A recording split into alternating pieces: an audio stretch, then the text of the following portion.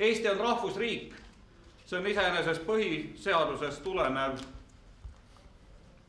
arusaam, see ei kuulu vaidlustamisele, aga seda öeldes olen ma tihtipeale kogenud sellist kummastust, kus inimesed ei saa päris täpselt aru, mida see tähendab.